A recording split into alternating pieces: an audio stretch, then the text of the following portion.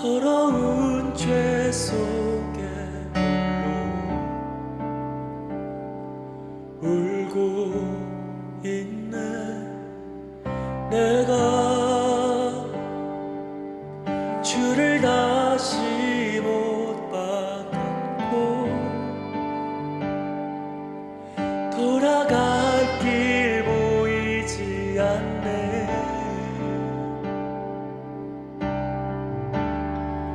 나 다시 돌아갈 영원한 나의 집 하늘의 아버지 날 맞아주시네.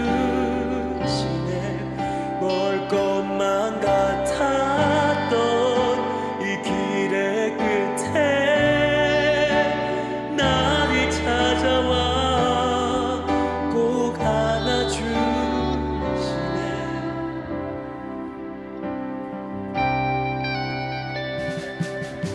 주가 나의 모든 아픔 알고 나의 눈물 닦으시며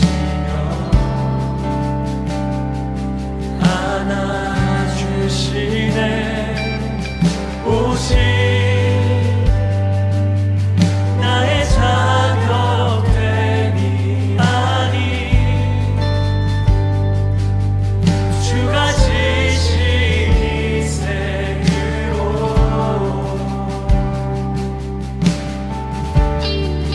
나 다시 돌아갈 영원한 나의 집 하늘의 아버지 날 맞아주시네. 멀 것만 같았던 이 길의 끝에 나를 찾아와 꼭 안아주. 나 다시 돌아갈 영원한 나의 집 하늘의 아버지 날 맞아주시네. 멀 것만 같았던 이 길의 끝에 나를 찾아와 꼭 안아주. 다시 한번 고백합시다. 나 다시 돌아갈 영원한 나의 집 하늘의 아버지 날 맞아주시네. 멀 것만 같았던 이 길의 끝에 나를 찾아와 꼭 안아주시네.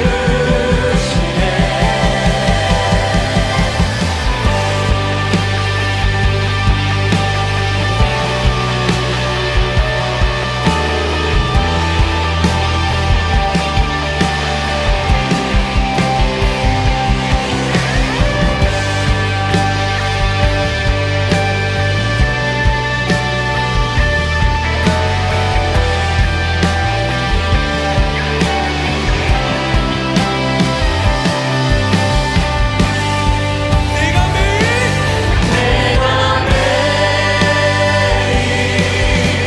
십자가 앞에 더 가까이 가오니 구세주의 흘린 보배 피로써 나를 정케하소서. 내가 매일 십자가 앞에 더 가까이 가오니 구세주의 흘린 보배 피로써 나를 정케하소서.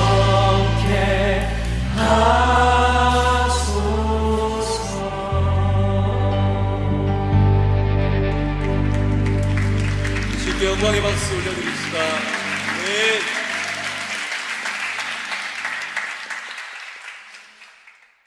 고린도전서 10장 31절부터 33절 같이 한번 읽습니다. 그런즉 너희가 먹든지 마시든지 무엇을 하든지 다 하나님의 영광을 위하여 하라.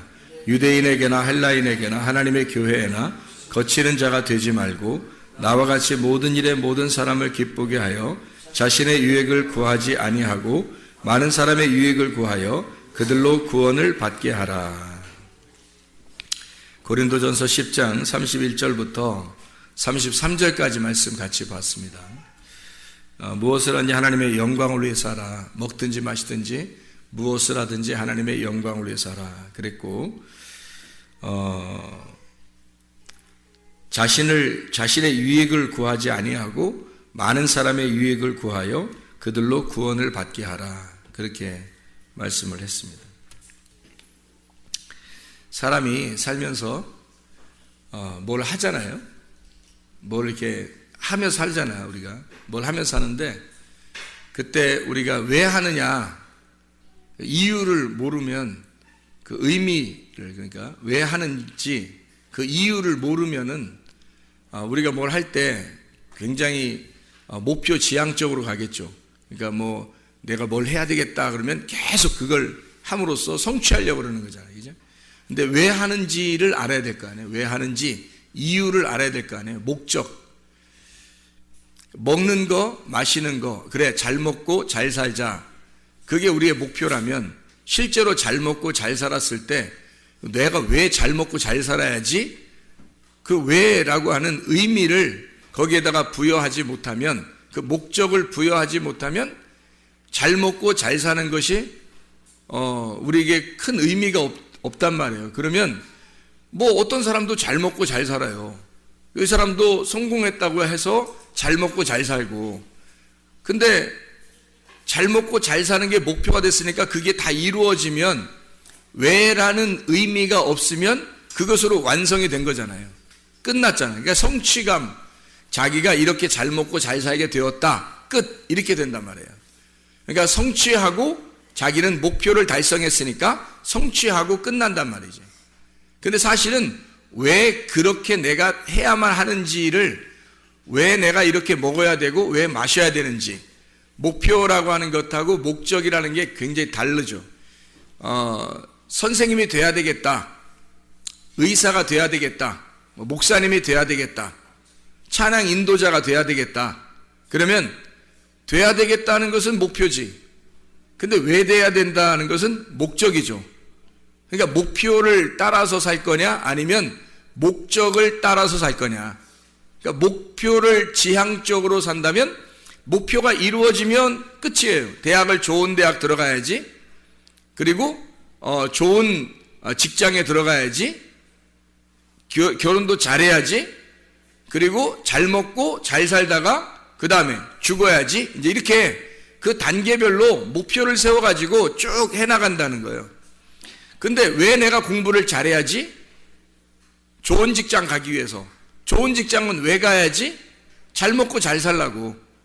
잘 먹고 잘 사는 건 왜 잘 먹고 잘 사는 거지? 그게 나의 인생의 전부니까. 그래, 잘 먹고 잘 살다가 어디로 가지? 너의 목표, 어디 마지막 종착역은 어디지? 죽음. 이렇게 되는 거죠. 그러면 이 사람은 목표 지향적으로 살다가 결국 죽는 거 아니에요, 우리가. 근데 성경은 우리에게 너 먹든지 마시든지 무엇을 하든지, 무엇을이란 말은 먹고 마시는 것으로 끝나는 게 아니라 우리가 목표를 세워서 뭔가 이루고 행하고 하는 모든 것을 말하는 거잖아요. 그거를 할 때 목적이 있어야 된다는 거예요. 왜 해야 되는지를 알고서 해야 된다는 거예요. 그래서 그 왜라고 하는 목적이 뭐냐? 성경에 보니까 하나님의 영광을 위해서 해라. 너 자신을 위해서 하지 말고 하나님의 영광을 위해서 해라. 그럼 나는 뭐야? 그럼 하나님의 영광으로 살다가, 나는 소모품으로 하나님의 영광을 위해서 살다가 나는 인생 마치는 자가 되는 거예요? 그게 우리가 이 땅에 태어난 목적이에요? 하나님을 위해서 나는 소모품으로 살다가 그 먹다 버린 이런 것처럼 이렇게 하나님 앞에 내가 쓰임 받았어요. 그리고서 나는 버려지는 그런 인물들이냐고. 그러니까 우리가 그렇게 태어났냐고. 그거 아닐 거 아니에요. 우리가 목적이 너 하나님의 영광을 위해서 하라는 말이 하나님 영광을 위해서 하라면 우리는 그러면 그 목적을 다 아무것도 하나님만 위해서 나는 아무것도 아니야 그럼? 여기에 33절에 보니까 뭐라고 되어 있냐면 고린도전서 10장 33절에 보니까 자신의 유익을 구하지 아니하고 모든 사람의 유익을 구해서라고 되어 있어요. 그럼 모든 사람을 유익을 구해서 여러분이 산다 그러면 다른 사람의 유익을 구해서 산다는 건 왜 그렇게 하는 거예요? 나의 유익을 구하지 아니하고 다른 사람의 유익을 구해서 이렇게 잘해주면서 산다는 거예요. 왜 그런 거예요? 왜 그렇게 사는 거죠? 그게 자기를 위한 거니까. 그게 자기를 위한 거니까. 남에게 유익을 주는 것이 곧 자기를 위한 거니까. 자, 생각해봐요. 주변에 지금 여러분 가족도 있고 자녀도 남편도 아내도 부모도 친구도 성도들도 목사님도 옆에 쭉 내 주변에 있는 모든 게 결국 누구라? 결국 누구예요? 나예요. 나를 존재케 하는 이유란 말이에요. 내가 나로서 존재하는 이유가 이 사람들 때문이에요. 이 세상에 아무도 없으면 내가 왜 살아? 이 세상에 아무도 없는데 내가 왜 사냐고. 살 이유가 없잖아. 나 혼자인데? 혼자인데 나 혼자 왜 살아요? 다른 사람이 있음으로써 그 사람이 나를 비추는 거울이 되는 거예요. 그래서 그 사람들을 보면서 나를 발견하고 그 사람들에게 내가 잘해줌으로써 나에게 잘해주는 거죠. 왜냐하면 내가 그 사람들에게 잘해줬을 때 거기서부터 상대적으로 나한테 악하게 행동하겠냐 이거야.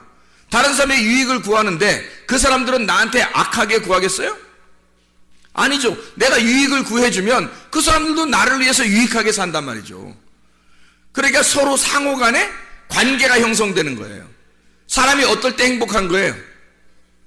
관계가 형성될 때 행복한 거예요. 아무 관계가 없이 자기 혼자 왕따 당하면 어때요? 행복해요? 아니에요. 왕따를 시키든 왕따를 당하든 불행한 거예요. 왕따는 혼자 하니까 다른 사람과 관계를 맺고 산다는 것이 행복이란 말이에요. 다른 사람과 관계를 맺을 때, 자, 다른 사람에게 유익을 주면 어떤 현상이 벌어져요? 유익을 줬어. 그러면 그 사람들이 막 기분 나빠해요? 막 내가 유익하게 했어요. 다른 사람을. 돈도 빌려주는 것도 안 갚아도 된다고 하면서 이렇게 빌려주고, 자동차도 고쳐주고, 물도 마시게 해주고, 먹을 것도 갖다 막 주고, 떡 만들면 혼자 먹지 않고 옆 갖다 주고, 막 이렇게 했어요. 좋게 막 다 해줬어요. 또 교회도 나오게 해서 구원도 받게 하고 천국에 가게도 막 만들어줬어요. 이렇게 다 했단 말이에요. 예를 들어서. 그러면 그렇게 했을 때 자기한테는 어떤 현상이 벌어지겠어요? 그렇게 했을 때 자기한테 그 사람들이 이 사람한테 기분 나빠해요? 아니면 어떻게 잘 해준 사람한테는 어떻게 해줄까? 잘해주죠. 그냥 잘해주는 게 아니죠. 잘 해줄 때, 자, 우리가 우간다에 우물을 파면 그 우간다에 있는 사람들이 그거 막 대부분 운대요. 우물을 파면 그 동네 사람들이 그 물을 먹는 것에 대한 그 감사가 너무 이렇게 속에서 복받쳐서 막 울면서 이 우물을 먹는답니다. 울면서. 그러면 우리가 그렇게 이게 잘해줬을 때 그 사람들에게는 뭐가 있는 거예요? 우리한테 뭐가 돌아와요? 가만히 아무것도 안 돌아와요? 아니에요. 그들의 감격이 우리에게 돌아온다고요. 그들의 감탄이 우리에게 돌아온다고. 그렇죠? 그들의 감사가 우리에게 돌아온다고요. 그럼 어떻게 행복해요? 아니면 불행해요? 행복한 거지. 내가 유익을 하게 해줬는데 그 사람으로부터 감사가 돌아왔어요. 감탄하고 있어요. 그들이 막 엄청 감사하고 기대하고 막 감격해요. 그러면 우리가 살아있는, 내가 살아갈 존재 이유를 발견하게 되는 거죠. 아, 내가 진짜 행복하다. 그러면서 내가 이것 때문에 살지. 내가 이렇게 하니까 너무 행복하고 내가 살아갈 이유를 발견했다. 그런 사람들 많죠. 다른 사람들의 감격함을 보고서 다른 사람들이 나 때문에 감탄하는 것을 보고 은근히 자기 자신을 어떻게 해요? 막 밑에 깔아지는 것 같아요. 뭔가 우리를 세워주는 것 같아요. 세워주는 거죠. 우리는 그 사람에게 유익하게 함으로써 나를 밑으로 내렸더니 그 사람들이 우리에게 감사함으로써 위로 올리더라는 거죠. 그러면 그게 어떻게, 그 사람들, 다른 모든 사람들보다 내가 어떻게 됐다는 거예요? 우월감을 가졌다는 거예요? 아니면 막 비천해졌다는 거예요? 우월감을 갖게 되는 거죠. 여러분, 가정에서 남편이 인정하는 아내, 기분 좋을까 안 좋을까요? 기분 좋죠.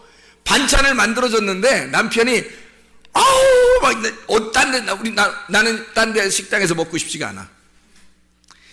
우리 집에서 먹는 게 너무 행복하고 맛있어. 그러면서 세상에 손이 어떻게 된 거야? 손이 어떤 손이길래 이렇게, 이건 마법의 손이야. 어떻게 만든 거야?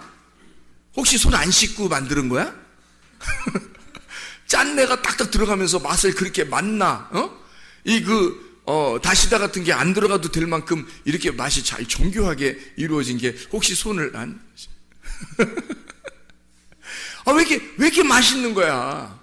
도대체가 당신이 된장국을 끓이면 된장국을 끓인 대로, 반찬 멸치를 하면 멸치 있는 대로, 세상에 이게 무슨 궁중 음식 같고 천국의 음식 같은 거야, 막. 아니, 하늘에 만나가 있다면 이 땅에는 이 멸치가 있다. 하늘에 만나가 있다면 이 땅에 무슨, 그 된장국이 있다, 멸국이 있다, 막 이렇게 한다면 부인이요, 그 다음번에 반찬 만들 때 연구할까 안 할까요?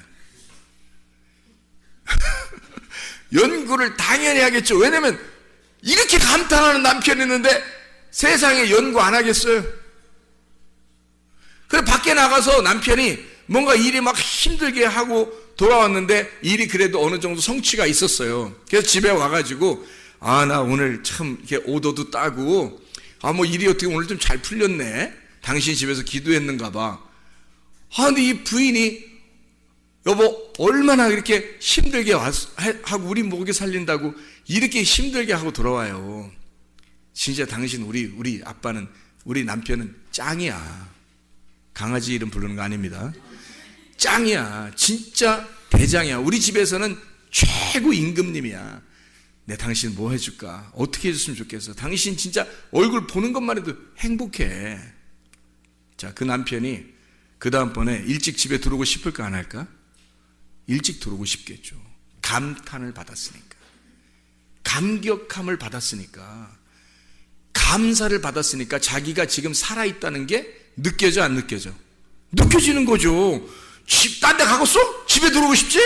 딴 데 안 가는 거야. 집에 들어와서 또 인정받고 싶은 거야. 무슨 좋은 일만 생기면 꼭 집에 와서 얘기하고 싶은 거야. 부인이 막 감사하니까, 막 감격해 하니까. 자, 자녀가 공부를 잘 해왔어요. 대부분 초등학교 때는 공부 잘 하잖아요. 잘 해왔어요. 우리 집에 천재 낳는가 봐. 우리 집 천재 낳는가 봐. 너 어떻게 엄마보다 아빠보다 더 훌륭한 것 같아. 넌 진짜 될 사람이야. 야, 대단한데? 이 아이가 다음번 공부 더 잘할까 못할까? 더 잘하고 싶은 거예요. 왜? 칭찬을 받았잖아. 감사하잖아. 감격을 받았잖아. 사람은요, 이렇게 감탄을 먹고 사는 동물이란 말이에요. 사람 이런 감탄을 먹고 사는 동물이라고. 목사가 설교했는데도 막 자고 막 이렇게. 그럼 목사 설교하고 싶어서? 생각을 해봐요. 피드백이 있어야지. 이 반응이라는 게 있는 거야. 반응이. 피드백이 있어야 되는데 전혀 그런 게 없어. 그럼 설교하고 싶게 혼자 떠드는 거야. 이 사람들이 지금 말씀을 듣고 있는 건지 안 듣고 있는지 알 수가 있어야지. 근데 막 피드백이 되는 거야. 막 좋아하고 얼굴 표정도 막 좋고 막 졸린데도 막 안 졸리려고 막 하고, 분명히 피곤한데 막 안 졸리려고 막 하고, 그 다음에 막 아멘 감사해요 막 이렇게 말씀을 듣는다면 목사 설교 저절로 나오죠. 그렇지 않겠어요? 선생님도 감격을 받고 싶어 하고요. 학생도 감격을 받고 싶어 하고요. 자녀들도 감격을 받고 싶어 하고, 남편도 아내도 부모도 다 감사를 받고 싶어 한다고요. 그게 왜 그러냐면 자기가 살아있는 존재 이유를 깨닫기 때문입니다. 살아있는 목적. 자, 우리가 다른 사람에게 왜 유익하게 해요? 그들의 감탄을 보고 싶어서 그런 거예요. 이해하겠습니까? 결국 누구를 위한 거예요? 자기의 살아있음을 보고 싶은 거예요. 자기가 살아있음을, 그 존재 이유를 발견하기 위해서, 내가 나의 존재 이유를 발견하게 된다는 거지. 다른 사람에게 유익하게 함으로써 그 사람들의 감사와 감탄을 통해 나는 살아있음을 깨닫는 거죠. 자, 행복이라는 게 뭐예요? 행복이라는 게 뭐예요? 영혼이 살아 숨쉬는 게 행복이란 말이에요. 나의 영혼이 기뻐하고 나의 영혼이 즐거워하고 내 영혼이 살아있는 것 같은, 내 영혼이 살아 숨쉬는 것 같은 거, 이게 행복이란 말이에요. 여러분, 육체적으로 밥 먹는 것도 행복이지만, 뭐 마시는 것도 행복이지만, 잠자는 것도 행복이고, 노는 것도 행복이지만, 운동하는 것도 행복이지만, 진짜 행복은 우리의 영혼에 살아 숨쉬는, 내 영혼이 진짜 살아있다는 걸 깨달을 때 그게 행복이란 말이에요. 하나님은 그렇게 우리를 창조하셨다고. 그래서 감사하는 사람, 내가 유능한 사람이 됐다, 내가 우월한 사람이 됐다, 내가 그래도 나 괜찮은 사람인가 봐, 이런 느낌이 들을 때, 그럴 때 이 세상에서 내가 살아갈 용기가 나고 존재 이유를 발견한단 말이에요. 그래서 하나님은 그걸 미리 아시니까 고린도 전서를 통해서 바울이 이렇게 쓰는 거예요. 너 하나님의 영광을 위해서 모든 것을 전념해봐라. 그게 너의 삶의 목적이 될 것이다. 그리고 그 삶의 목적을 위하여 너는 모든 것을, 모든 사람에게 다른 사람을 유익하게 함으로써 살아봐라. 그러면 너의 존재를 발견하게 될 것이다, 이 말이에요. 그렇게 사람들은 반대로 자기를 위해서 살아요. 나의 유익이 무엇일까? 나의 유익이 무엇일까를 살으면 다른 사람에 의해서 감사함과 감격과 감탄은 다른 사람에게서 오는 건데 그게 안 오는 거예요. 그게 안 오니까 자기 혼자 왕따가 되는 거야. 혼자 외롭고 혼자 알아줘야 되고 혼자 자기를 바라봐야 되니까 얼마나 힘드냐고. 그러니까 다른 사람과 더불어 관계가 없잖아요. 관계가 없으니까 행복이 없는 거야. 다른 사람과 관계가 있어야 이게 행복인데, 하나님도 오죽하면 우리하고 우리가 되자 그러잖아요. 하나님도 오죽하면 그 관계를 위해서 하나님이 우리 보고 야 나하고 너 하자 이게 아니고 야 우리 하자, 우리 하자, 우리 하나님이라고 불러라, 나를 우리 하나님이라고 불러라, 그렇게 가르쳐 주잖아요. 우리한테 우리라는 말을 가장 많이 쓰는 나라가 어디예요? 세상에서 우리나라밖에 없어요. 다른 나라들은 뭐 우리나라라고 잘 안 해. 나의 나라라고 그러지 우리나라라고 잘 안 한다고. 근데 우리나라는 꼭 우리나라라고 그래. 우리 가정, 우리 집, 우리 교회, 뭐 우리 선생님, 뭐 우리 엄마, 아무나 데려다가 우리 엄마라 그래. 아무나 데려다가 우리 부인, 우리 아내야, 아무나 데려다가 일로 와봐 우리 아내. 어떻게 하자는 거야?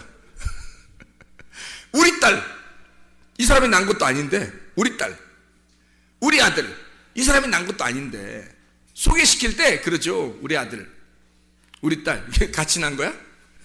같이 난 거 아니잖아. 근데도 우리라는 말을 가장 많이 쓰는 나라가 아마 전 세계에서 우리나라일 거예요. 전 세계에서.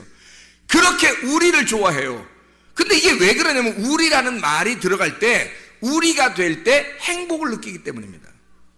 하나님도 우리라는 말을 할 때 행복해해요. 그래서 우리 하나님, 그걸 진짜 알고 우리가 하나님과 내가 서로 떨어져 있는 거 아니라, 당신과 내가 서로 다른 존재가 아니라 하나님과 나는 당신에게서 나온 존재, 나는 당신의 품 안에 있는 존재입니다. 나는 당신과 하나입니다. 우리 하나님이라고 하면 하나님이 굉장히 좋아하셔요.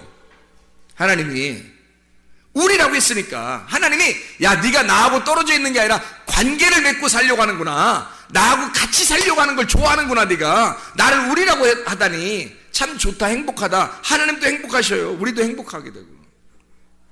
우리라는 말, 그래서 관계를 떨어져서는 살 수 없으니까 사람이 그 관계에서 내가 나를 감탄할 수는 없어요. 뭐 이런 사람도 있지. 거울 쳐다보면서 자기를 자기 감탄하고 이런 사람도 있죠. 물론. 근데 그런 사람이 뭐 좀 정신적으로 안 좋은 사람들 그렇게 하잖아요. 근데 대부분은 감사와 감탄은 다른 사람이 나에게 해줘야 되는 거라고. 그럴 때 우리가 살아나는 거죠. 영혼이 살아나는 것 같은 그런 행복을 느낀단 말이죠. 행복이라고 하는 건 뭐 크게 어려운 게 없어요. 행복은 자기가 막 억압되지 않은 뭔가 해방되고 뭔가 자유롭다 이럴 때 행복을 느껴요. 사람은 그냥 행복하다 이럴 때 막 뭔가 막 억압돼 있는 것 같아. 학생들 막 공부하는 거 막 억압돼 있는 거. 이 세상에서 가장 불행한 공부 학생들을 우리나라 한국 사람들이 그러잖아요. 왜 그래요? 억압된 교실에다 막 놓고서 억압되게 공부를 시키는 거예요. 주입식으로. 그래 이게 공부에 행복하겠냐고요. 그래 이 사람들이 이 학생들이 그걸 또 이겨내려고 그래요. 왜 이겨내려고 그래요? 아니 공부할 때 그 억압된 그 공부가 안 좋은 거야, 싫은 거야. 그게 학생들한테 행복은 뭐냐면 자유해야지 행복해요. 야 알아서 공부해. 알았어요. 알아서 할게요. 숙제 알아서 해. 예 알아서 할게요. 공부 알아서 해. 예 알아서 할게요. 이게 굉장히 행복한 거거든요. 공부를 자유롭고 자기가 하고 싶을 때 하는 거, 자기가 자기의 주도적으로 할 수 있는 거가 되면 재밌죠. 근데 재미가 아니라 막 주입을 시켜요. 콩나물 같이 딱 교실에 막 놓고 어떤 학교는 창살도 있고 그래서 딱 갖다 가둬놓는다고요. 그래 놓고 거기다 공부를 시켜놓고 이거 외워야 돼. 막 공식도 막 적어놓고 그거 외워야 돼 무조건. 그래야 성적이 나오게 만들어놔요. 그리고 숙제도 그렇고요. 그렇게 억압돼 놓으면은 이 학생들이 기분이 좋겠냐고. 행복하지 않죠. 왜 그래요? 왜 안 행복해요? 누가 시킨 거니까. 억압된 거니까 별로 재미가 없는 거란 말이에요. 근데 그거를 학생들이 다 우리나라 학생들은 세상에서 보기 드물게 참아내요. 그것 또한 신기한 거지. 아마 다른 나라는 이렇게 했으면 별로 아마 이런 시스템을 별로 인정하지 않았을지도 몰라요. 그 분위기 자체가 그러니까. 가정도 그렇고. 근데 우리나라 학생들은 그걸 꿋꿋하게 참아요. 중학교, 고등학교 6년 동안을.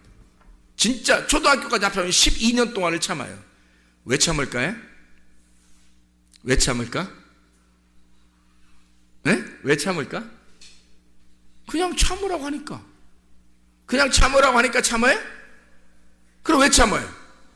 여러분 왜 그걸 참아내면서 그걸 어려운 공부, 별로 행복하지 않은 공부를 그렇게 해야 돼? 왜요? 왜 참아내냐면 미래를 보장하기 위해서예요. 지금 내가 참으면 미래가 보장될 것 같은 거야. 그러니까 앞으로를 위해서 지금 내가 조금 참자, 조금만 참자, 조금만 참아내보자, 조금 기다려보자. 그럼 어디가 보장되니까? 미래가 보장될 것 같으니까.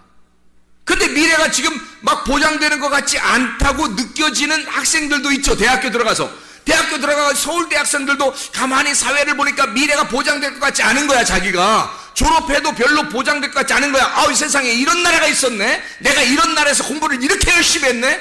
근데 보장이 안 되는 거야. 그래서 우리나라를 아주 행복하지 않은 나라라고 사람들이 생각하고 있다는 거죠. 그럼 이상하잖아요.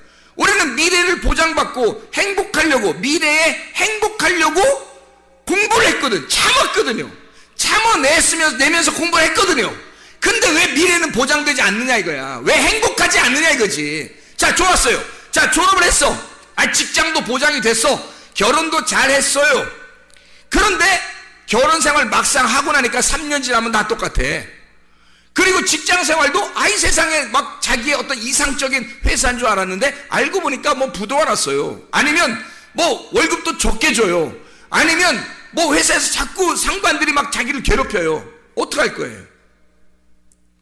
자기는 뭔가에 억압당했을 때 이걸 참아내면 앞으로의 인생을 자유롭고 행복할 줄 알았는데 거기서 또 억압하는 게 있더라는 거지. 가정생활을 꾸리니까 가정에서 서로 억압하죠. 직장을 가니까 직장에서 또 억압을 하죠. 이게 세상에 억압된 것이 끊임이 없는 거예요. 그래서 나 자유롭고 싶어. 그래 너 자유해. 은퇴. 뭐 이러면 이제 그 다음부터 어떻게 할 거야? 그러면 더 곤란한 거야. 이게 또 더 괴로운 거야. 자기는 자유로우면 행복할 줄 알았는데 세상에 그 자유를 주지 마세요. 나에게 은퇴라는 말을 하지 마세요. 막 그렇게 할 판이란 말이에요. 자 보세요. 이상하잖아요. 뭔가 우리는 행복을 위해서 공부했는데 그래서 참아냈는데 끝나고 나니까 여전히 행복한 것이 오지 않더라는 겁니다. 결혼을 해도 직장 생활을 해도, 아니 교회 생활을 하면 행복할 줄 알았는데 교회 생활을 해도 행복한 것이 오지 않더라는 거예요. 왜 그럴까요? 억압된 내 속에 영혼이 자유를 못 맞이했기 때문입니다. 영혼의 자유함이 그 속에 있는 영의 행복이 없었기 때문이에요. 만약에 영혼의 행복이 왔어요. 영혼의 행복은 어떨 때 온다고요? 영혼의 행복은 어떨 때 온다고? 금방 얘기했는데 어떨 때 영혼의 행복이 온다고요? 아니 자유한 거, 그리고 또 어떨 때 영혼의 행복이 온다고요? 감격을 받을 때, 감사를 받을 때, 그리고 어떨 때 또 행복이 온다고요? 관계가 하나님하고 나하고 관계가 될 때 영혼의 행복이 오죠. 하나님과 관계가 없는데 언제 어떻게 죽을지 모르는데 사람이 무슨 행복이 오겠어요? 사람이 언제 어떻게 죽을지 모르는데 행복이 어떻게 오겠냐고 생각을 해보시라고. 하나님과 우리와의 관계가 가장 먼저 중요하다니까요. 그 관계가 있을 때 행복이 그 다음부터 열매를 맺는 거예요. 행복은 하나님과 나와의 관계가 없으면 행복은 안 오는 거야. 다시 말하면 하나님과 내가 하나가 안 되면 행복은 없는 거예요. 그래서 여러분 와서 성경을 왜 배우는지 알아요? 예배 왜 드리는지 알아요? 하나님과 하나 되는 방법을 배우기 위해서입니다. 하나님과 어떻게 하면 하나 될까요? 어떻게 하면 하나님과 관계를 맺고 우리가 행복할까요? 라는 거죠. 여러분, 우리가 하늘나라 올라가면 행복하겠습니까? 여기선 불행했는데 참아보자. 어느 날 우리는 하늘나라 가면 행복할 거니까 지금 참자야? 그러면 그때 진짜 행복한 것이 안 오면 어떡할 건데? 그때 심판받아 딱 지옥 가면 어떡할 건데, 여러분? 지금은 막 찌들어, 막 힘들어, 불행하게 난 지금 불행해도 나는 참아낼 거야. 뭐 하늘나라의 행복을 위해서. 아니 지금도 행복을 모르는데, 지금도 하나님과 관계가 없는데 어떻게 그 나라 가야겠냐고 생각을 해보라고. 완전 뭔가 순 멍청이들 아닙니까? 지금 내가 하나님과 관계가 없는 영혼의 영혼의 삶, 영혼이 사는 것 같은 영혼의 자유, 영혼이 살아 숨쉬는 그 자유가 없는데, 내가 그 영혼에게서 나온, 하나님의 영혼에게서 나온 내가 사람인데, 사람이 하나님과 그 영혼, 나의 본향을 찾지 못하고 하나님을 발견하지 못하고 하나님과 관계가 없이 내가 살아 숨쉬는 것 같지가 않은데 어떻게 이것이 행복하겠냐고요. 행복이 없는데 어떻게 또 행복한 나라에 가겠냐고. 지금 행복하지 않은데. 생각을 해보시라고요. 교회 와서 말씀을 듣는 이유가 바로 이것 때문에 있는 겁니다. 하나님과 관계 맺으려고. 내 영혼이 진짜 자유한가 그걸 발견하려고. 내가 사람들에게 유익하게 함으로써 내가 살아있는 존재를 발견하면서 내가 지금 살아가고 있는가. 다시 말하면 내가 확신을 가지고 진짜 무엇인가 신뢰하고 무엇인가 내가 신뢰하는 어떤 믿음이 내가 있느냐. 내 속에 진짜 뭔가 믿는 게 있느냐 이거야. 아니 천국도 믿어야 가잖아요. 믿음이 있느냐 이거야. 진짜 내 속에는 믿음이 있는가. 그리고 내가 확신한 믿음이 있으면 어느 날 내가 그 나라에 갈 것이다 라고 진짜 소망을 가질 수 있느냐 이거야. 어느 날 그 나라에 진짜 난 간다 그 기대하고 그 나라를 갈망하고 정말로 내가 믿음, 이 확신한 믿음을 가지고 그 소망을 바라보면서 내가 거기에 지금 한 걸음 한 걸음 나아가고 있느냐 이거야. 그러면 내가 진짜 믿음 가지고 한 걸음 한 걸음 나아가고 있으니 이게 지금 얼마나 중요한 거냐 이거야. 우리가 이게 지금 여러분과 제가 교회에 오는 목적 아니겠습니까? 우리의 삶이잖아요. 그러면 이게 왜 이렇게 살아갈 때 믿음과 소망은 있는데 세상에 사랑이 없잖아요. 사랑이 없잖아요. 그럼 어떻게 해요? 믿음과 소망, 사랑 중에 그 중에 제일은 뭐라고? 사랑이라고. 고린도전서 13장 13절. 이 중에 제일은 사랑이라는 거예요. 그러면 지금 내가 현재 사랑을 받고 있는가? 지금 사랑을 받고 있는가? 내가 사랑하고 있는가?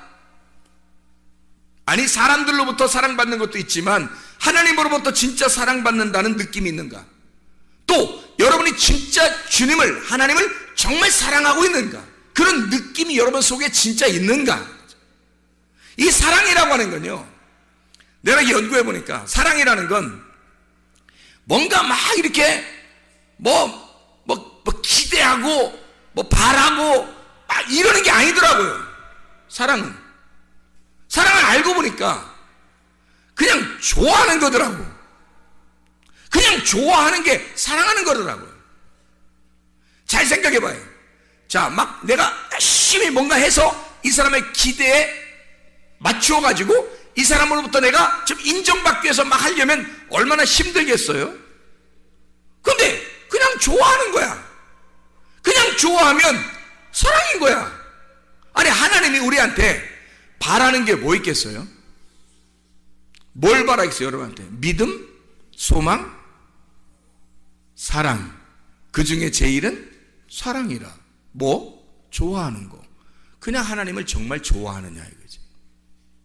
하나님을 그냥 좋아하는가? 하나님을 진짜 그냥 좋아하는가? 하나님이 여러분한테 뭐 달라고 했어요? 하나님이 여러분한테 뭐 기대하고 뭐 달라는 게 있었어? 하나님을 좋아하느냐 이거야. 하나님을 진짜 그냥 좋아하느냐 이거야. 그냥 조건을 내거는 게 아니에요. 사람들이 조건을 내걸면 그게 종교가 돼버리는 거야. 조건을 내걸으면 네가 이렇게 해주면 내가 사랑할 거야. 네가 요 정도 해주면 내가 좋아할 거야. 그러면 조건을 내버렸잖아요. 그건 사랑이 아니지. 그건 그냥 좋아하는 게 아니잖아. 하나님이 우리를 좋아하는데 어떻게 좋아하냐면 나는 그냥 니네가 좋아. 하나님이 우리한테 야, 나는 그냥 너네가 좋아. 그냥 좋아. 네가 어떻게 해도 좋아. 그래서 오신 거예요, 주님이. 나는 그냥 니네가 엄청 열심히 나한테 어떻게 해서 나 좋아하는 게 아니라 그냥 나는 니네가 좋아. 그런 거잖아요. 그게 사랑이죠. 하나님의 사랑은 기대하지 않는 사랑이라고. 근데 다 남녀들도 보면 다 기대를 해. 그래서 기대하니까 어떻게? B로 시작하는 게 있는데, 기대하니까 B로 시작하는 게 있어요. 뭐예요? 예, 삐져요. 금방 삐져요. 금방 짜증내고 금방 화를 내요. 왜? 기대를 한 게 있단 말이에요. 이 사람이 나한테 이렇게 해주기를 기대하고 있는데 안 해준 거야. 말을 부드럽게 해야 되는데 조금 세게 나온 거야. 내가 기대하는 건 부드러운 건데 조금 세게 나왔어요. 기분이 안 좋죠. 그럼 B로 시작하는 게 딱 나오는 거죠. 자기도 모르게. 왜? 내가 기대했으니까. 나한테 당신이 요 정도 해줄 때 나는 당신을 이렇게 사랑하겠다고 결심을 했었거든. 그런 결심을 했기 때문에 이건 조건이 돼버린 거예요. 조건적 만남. 그냥 좋아서 만난 게 아니라 그냥 좋아하면 이런 조건들이 별로 없어져요, 사실은. 그렇지 않아요? 그냥 좋아하면 이런 조건들을 별로 내걸지 않는다고. 그냥 좋아하는 거라고. 내가 우리 집사람하고 같이 어디 갔다 오면서 그냥 내가 그랬어요. 우리 집사람이 저보고 아이고 우리 귀하신 최 목사님 시간을 많이 이렇게 뺏겨서 어떻게 해요? 그래, 나보고 내가 워낙 그냥 성경 보고 이러니까 그래요. 그래, 내가 뭐라 그러냐면 내가 성경 보는 것도 너무 행복하고 좋은데 당신하고 이렇게 같이 얼굴을 맞대고 어디를 갔다 온다? 나 너무 행복해. 그냥 쳐다보가도 행복해. 나 당신한테 별로 기대하는 게 없거든. 난 당신한테 별로 기대하는 게 없어. 나는 많이 채워져 있거든요. 결핍이 별로 없습니다. 하나님으로부터 영혼이 내가 살아 숨쉬는 것과 같은 느낌을 가질 때 내게 부족함이 없는 겁니다, 여러분. 이게 시편 23편 1절의 말씀이에요. 여호와는 나의 목자시니 내게 부족함이 없으리로다, 이거예요. 내게 부족함이 없으리로다. 내가 바라는 게 없다, 이 말이에요. 내가 결핍이 없다. 내가 부족함이 없다. 내가 뭐 크게 기대할 만한 게 별로 없다. 왜? 다 채워져서. 여호와가 나의 목자가 되셔서 채워지니까 영혼에 쉼이 있단 말이에요. 영혼이 그냥 살아 숨 쉬는 것 같단 말이에요. 영혼이 살아있는 것 같단 말이에요. 그러니까 그냥 좋은 거예요.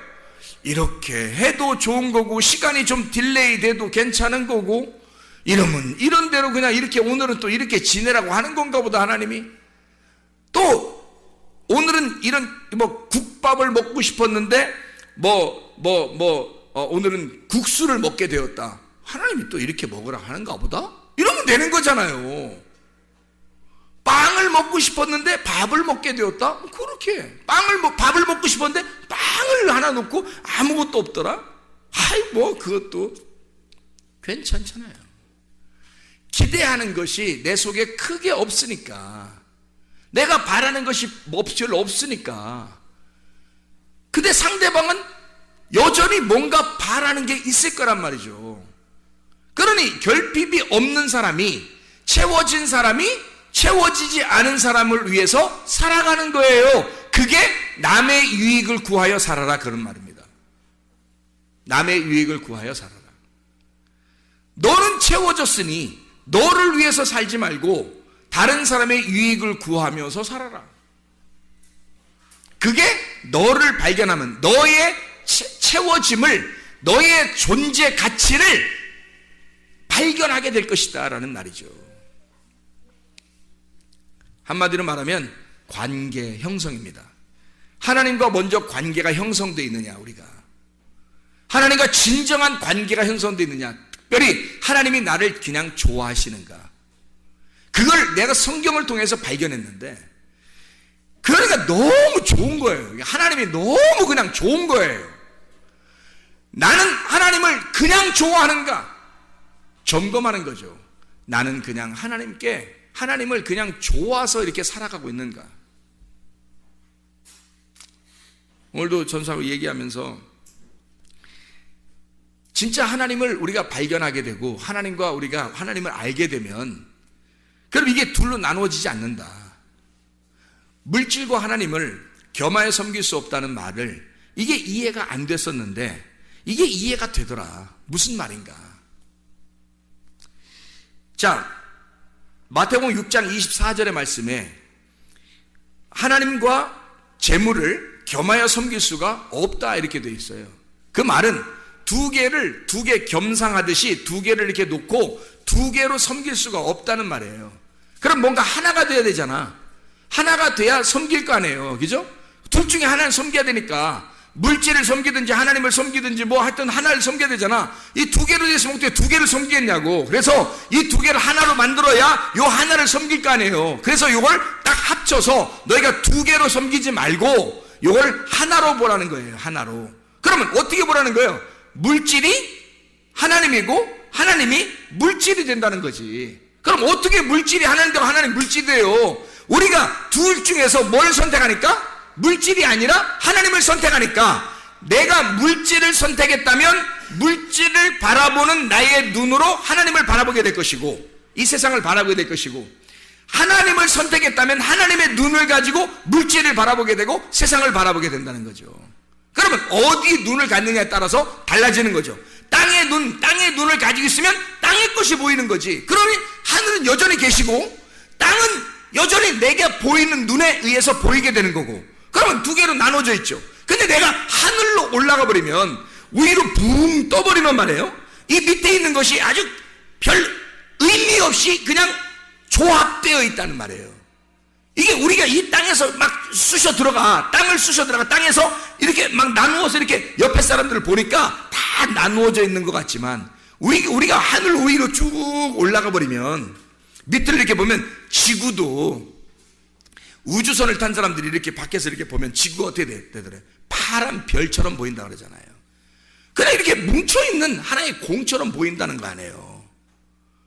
하물며 비행기만 타고 올라가도 밑에 있는 아파트나 뭐 집이나 이런 것들이 다 무슨 성냥각처럼 이렇게 세워져 있고, 자동차 솔직히 자동차 막 지나다니는 거 막 슉슉슉 다녀요. 위에서 이렇게 비행기 타고 위에서 이렇게 보잖아요. 유리창으로, 비행기 유리창으로 보면은 무슨 개미들이 왔다 갔다 하는 것 같아요. 개미들이. 하물며 사람도 진짜 잘 안 보여요. 더 높이 올라가면 그냥 막 왔다 갔다 한다. 이렇게 하늘 위에 올라가서 요걸 바라보면 이것이 하나의 뭉쳐진 덩어리로 보인단 말이에요. 다시 말하면 땅은 하늘에서 나온 존재라는 거지. 땅은 하늘에서 나온 존재니까 하늘에 올라가 버리면 땅을 알게 되는 거예요. 근데 땅을 내려와 있으면, 우리가 땅에 있으면 하늘은 여전히 하늘 저쪽에 있다고. 그러니까 땅에서 본 눈은, 우리의 눈은 두 개로 보이는 거고, 하늘 위에서 본 눈은 하늘에서 우리를 바라보면 하나로 보이는 거지. 자기로부터 나간 땅이 조합된 하나의 덩어리니까 자기로부터 나간 자기의 눈에 다 들어와 있는 하나의 덩어리란 말이에요. 그러니까 하늘 안에 포함된 땅이 되는 거죠. 이해가 돼요? 그래서 보세요. 물질과 하나님을 어떻게 하나로 섬기느냐면 이렇게 하는 거예요. 물질이라고 하는 건 우리 모든 사람들이, 교회 다니는 사람들이 물질을 뭐라고 생각하냐면 악하다고 본다 이거예요. 악하다고. 그러면 하나님은 선하다고 본다고요. 그러니까 선과 악으로 이렇게 나눠지잖아. 근데 이 물질을 악하다고 보지 말고 이렇게 보란 말이에요. 어떻게 보느냐 보세요. 물질이 악한 게 아니라 하나님이 우리에게 주신 건데, 이것을 뭘로 보냐면 하나님이 이 물질에 들어와 버리면, 하나님이 물질에 들어와 버리면 어떻게 되겠어요? 하나님이 물질에 들어와 버리면 물질과 하나님이 같이 있는 거죠. 그러면 보세요. 자, 물질을 악하게 받고 하나님을 선하게 받는데 이 하나님이 물질 안에 와보니까 물질과 하나님이 하나더라 이거야. 이렇게 하나로 보라는 거야. 자, 이걸 이유를 설명해 줄게요. 요한복음 1장 14절에 말씀이 뭘로 왔죠? 육신으로 옵니다. 육신은 악한 건데, 육신은 악하고 말씀은 선한 건데 어떻게 말씀이 악한 육신에게 와요? 이상하잖아. 그렇죠? 말씀이 육신에게 들어왔단 말이에요. 그것은 말씀이 육신 안에 들어올 때 말씀과 육신이 하나가 되어버린 거예요. 어떻게 된 거예요? 말씀은 살아있는 거고 육신은 죽은 거거든. 살아있는 게 이 죽은 것 속에 들어와 보니까 이 죽은 게 살아나더라는 거지. 자, 창세기 2장 7절에는 흙을, 가루를 내가지고 거기에다가 하나님의 생기가 집어 들어가니까, 말씀이 들어가니까 어떻게 돼? 흙이 살아나더라는 거야. 그게 사람인 거야. 그러면 사람은 뭘로 이루어졌다는 거예요? 선과 악으로 이루어졌다는 거지. 말씀이 육신이 되어서 이루어진 게 사람이라는 거지. 이해가 되겠어요?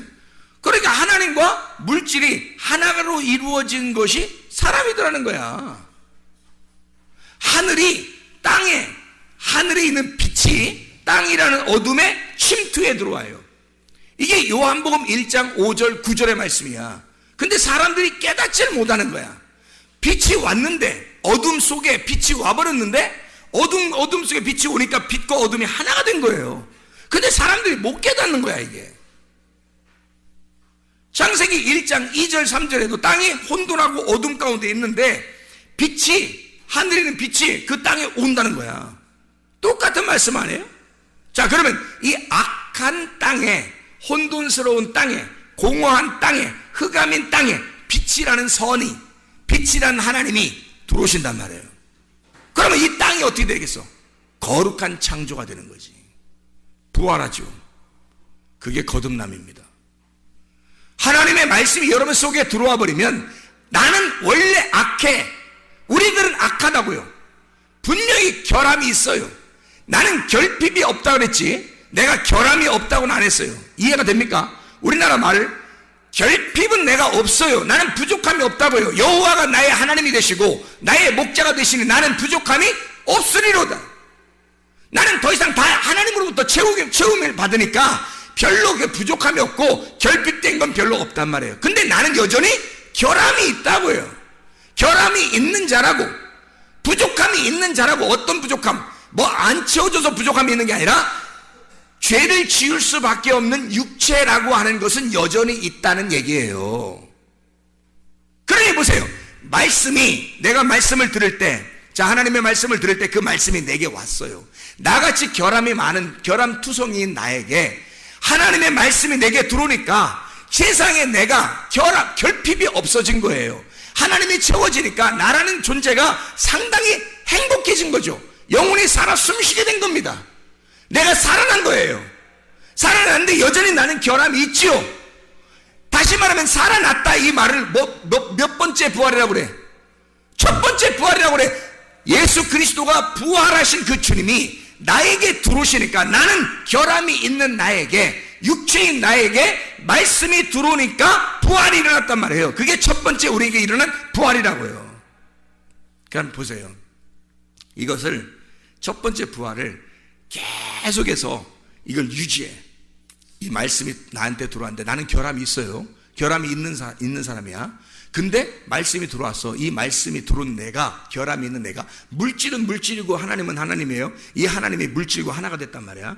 그렇게 섬겨야 된다는 거예요. 내가 무슨 말인지 알겠죠? 그러면 하나님의 완전한 하나님이 나에게, 결함이 있는 나에게 들어와서 나를 완전케 만드는 게 아니라 온전하게 만드는 거야. 온전하게. 그냥 거룩하다고 인정하는 거죠. 그렇게 하나님이 나의 목자가 되시니까 내겐 결핍, 부족함이 없어지는 거란 말이죠. 그 주님을 의지하고 사니까. 이것이 내가 죽을 때까지 끝까지 쫙 가잖아요. 그러면 내가 딱 죽는 순간 그게 두 번째 부활하게 된단 말이죠. 이 사망의 권세를, 지금 내가 살아가고 있을 때 이 사망의 권세를 이기면 이기는 자가 되는 거야. 이제 성경 요한계시록에 이기는 자가 되는 거야. 끝까지 이기는 자가 돼서 인내로 너희 영혼을 얻을 것이다 해서 끝까지 이겨내면 둘째 사망이 우리를 지배할 수가 없다. 너를 둘째 사망이 공격할 수가 없고 너는 그냥 이 첫째 부활의 삶이 그대로 살아간다. 이게 두 번째 하늘에서의 부활의 삶이란 말이에요. 그래 우리는 이 땅에서 부활의 삶을 살아갈 수가 있다고요. 그게 우리의 땅에서의 진정한 행복이고, 이게 땅에서의 영혼의 살아 숨쉬는 행복이란 말이에요. 이게 여러분 속에 없다면 안 되는 거죠. 왜냐하면 그건 불행한 거고 미래가 확실치 않은 겁니다.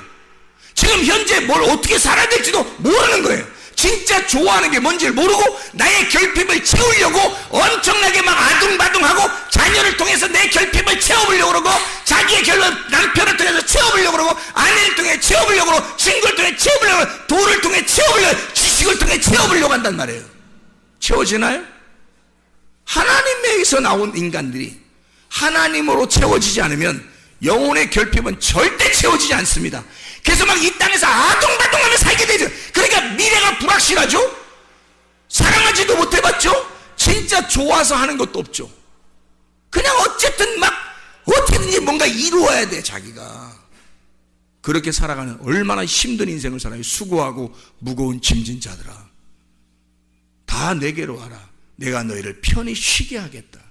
나는 마음이 온유하고 겸손하니 멍에를 메고 와서 배워라. 주님 멍에는 쉽고 짐은 가볍다. 어떻게 될 때? 주님과 하나가 될 때. 그 주님이 같이 이 물질을 줘주신다는 거예요. 자, 물질만 바라볼 때는, 하나님과 물질을 나누어서 보니까, 물질을 바라보니까 우리에게 결핍이 여전히 있더라는 말이에요. 여전히. 그래서 만족을 못 줘요. 행복함이 없어요. 근데 하나님을 모시고 나니까 그 하나님으로부터 빠져나온 육체, 하나님으로부터 빠져나온 그 물질이 다 하나님 속에 있더라는 거지. 그러니 그 하나님 안에 있으니까 결핍함이 사라지죠. 그럼 더 이상 아둥바둥하며 살 필요가 없어진다는 말입니다. 그러면 학생들이 공부하는 것도 행복하게 공부할 수 있어요, 없어요? 있다는 얘기입니다. 행복하게 공부할 수 있다는 얘기예요. 자, 보세요. 학생들이 공부할 때 미래를 위해서 공부하죠. 그런데 지금은 뭐예요? 지금 인생은 다 버려버리는 거예요. 지금 인생은 버리고 내가 나중 몇 년 후에 그때를 위해서 지금은 나는 어쨌든 고통을 받아야 된다, 이겁니까? 하나님이 과연 그런 식으로 공부하라고 만들었을까 우리를? 아니잖아요. 지금도 행복하게 공부할 수 있다는 얘기입니다. 자기가 만족한 하나님의 영혼이 채워졌을 때, 만족한, 그래서 어떤 걸 해도 행복하고 기쁘고 즐거움이 있을 때, 즐거움으로 하는 것들, 진짜 행복한 거죠. 공부를 해도 행복하죠. 결혼을 해도 행복한 거죠. 직장을 가도 행복한 거고, 돈이 있어도 별로 없어도 행복하게, 삶이 행복한 거죠. 근데 주님이 없으면 이 세상의 결핍 때문에 힘들어요. 그래서 자기는 막 아둥바둥하며 살게 돼 있습니다. 그럼 우리는 불행을 끌어안고 사는 거예요. 그래서 미래 어느 날 나는 잘 돼야지 해서 지금 막 고통을 감수하는 겁니다. 사람들이요. 야, 조금만 참어. 자녀들한테도 그러죠.